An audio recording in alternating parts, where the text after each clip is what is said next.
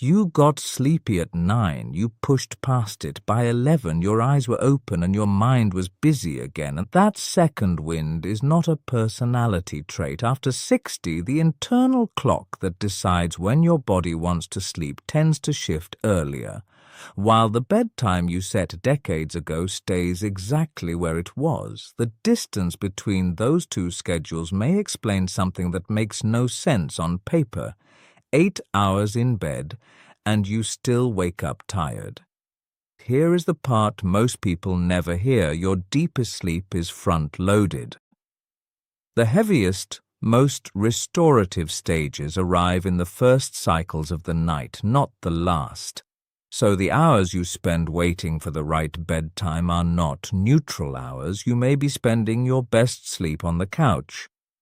Which leads to the question this video answers. If your body signals at 8:45 and you finally answer at 11:30, what exactly is lost in between? And how do you find the window that belongs to the body you have now instead of the one that worked at 40? It begins with a signal almost nobody thinks to track.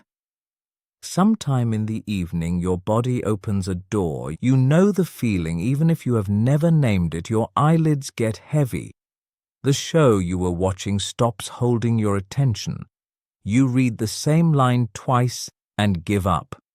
Most people treat that moment as background noise, something to push through until the real bedtime arrives. It is not noise, it is the visible edge of your circadian rhythm, the system that decides when your body prepares for sleep. As evening comes, melatonin rises, your core body temperature begins to fall, and your brain starts shifting toward rest. Heavy eyelids are what that shift feels like from the inside. Here is what changes with age.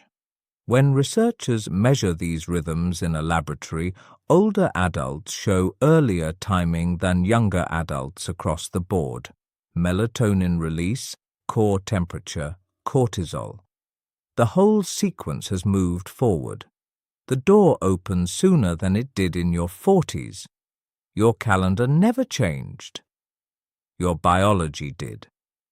So the familiar explanation that older people simply sleep worse and that is aging is partly true and mostly incomplete. Aging does change sleep, but some of what gets blamed on age is really a mismatch. A body running on one schedule, a person living on another. This is where most advice stops. Go to bed earlier, listen to your body. For some, that is enough. For many others, it is not. They move bedtime to 9, do everything they were told, and still lie there wide awake, which means timing by itself is not the whole answer. Two things have to line up for sleep to happen, and almost every piece of advice addresses only one. The first is the clock we just described, the one that decides when your body is willing to sleep. The second is sleep pressure. From the moment you wake, the drive to sleep builds quietly all day. And here is the second thing that changes with age. That pressure builds more slowly. Researchers have found it accumulates less steeply in older adults, and one likely reason sits in brain chemistry. The receptors that read the day's accumulated fatigue grow less sensitive. The signal is still sent. It lands softer. So picture a full day at 70 compared to 40, less time outdoors, fewer hours on your feet, an armchair after lunch that becomes 20 minutes of unplanned sleep. Each is small.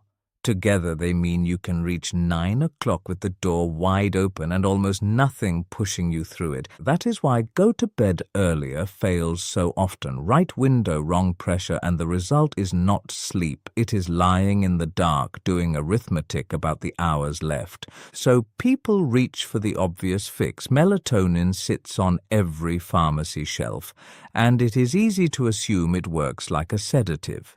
It does not. It is a timing signal, a message about when, not a switch for weather. The American Academy of Sleep Medicine reviewed the trials and recommends against it as a treatment for chronic insomnia, while recognizing its use for problems of timing like jet lag. Where it fits is a conversation for a healthcare professional, not the supplement aisle.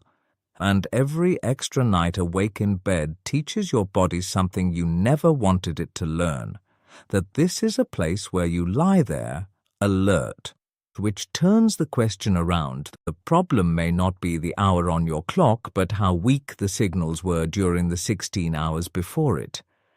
Both clocks are set by the same thing, and it is not willpower, it is light.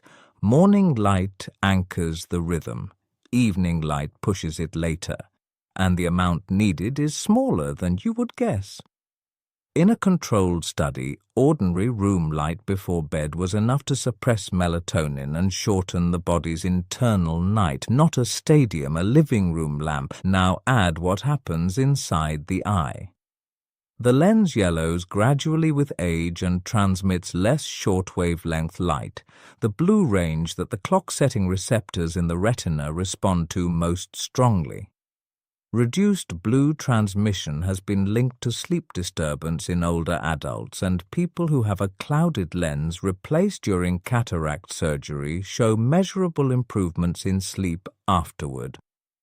How much the aging eye compensates is still debated, but the direction is consistent. Less of the signal gets through.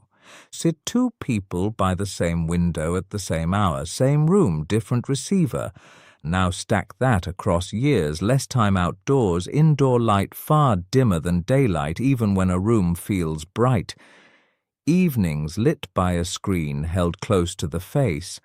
A clock fed a faint morning signal, and a strong evening one drifts, and it does not drift to the same place every night. That irregularity matters more than almost anyone expected. In 2024, researchers analyzed wrist monitor data from nearly 61,000 adults, and found that how regular a person's sleep was predicted mortality risk better than how long they slept. The most regular sleepers carried substantially lower risk of death from any cause than the least regular. That is observational. It shows a strong association, not proof that irregular nights cause the deaths. But it points where the usual advice never looks. Not at duration, at consistency. So the signal is faint, the clock drifts, and the nights stop resembling one another, which leaves the question this whole video has been building toward. Where is your window now? Your window is not a time. That is the mistake buried in every headline that names one.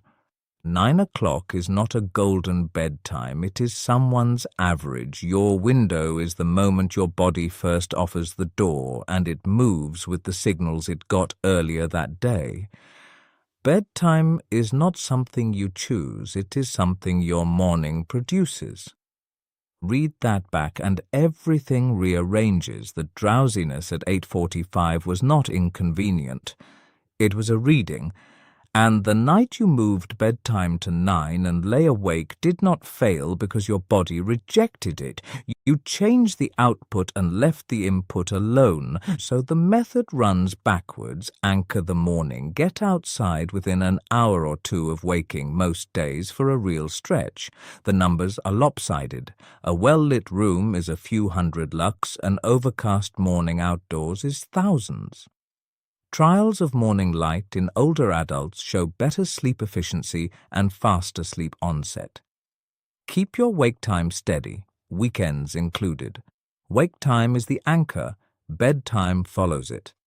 Build the pressure, time upright, time moving, time outdoors. If the armchair pulls you under after lunch, keep it early and short. Lower the evening. Not only screens, the whole room, so the light reaching your eyes tells the truth about the hour. Then watch for the door. For 2 weeks, note when the first wave of drowsiness arrives, not tiredness. Drowsiness, heavy eyelids, losing the thread, head to bed near it, not an hour later. A pattern appears, and that pattern is yours. One honest limit. Sleep apnea is common in this age group, and most cases are never diagnosed. If you snore heavily, if someone has noticed you stop breathing, or if none of this changes anything, that belongs with a healthcare professional. Light and timing will not fix it. You are not broken and not simply old. You are running a body on a schedule it stopped keeping years ago. That is the part you can change. If this explains something you had been blaming on age, subscribe. Next, what happens in those deep early hours that makes them so hard to replace?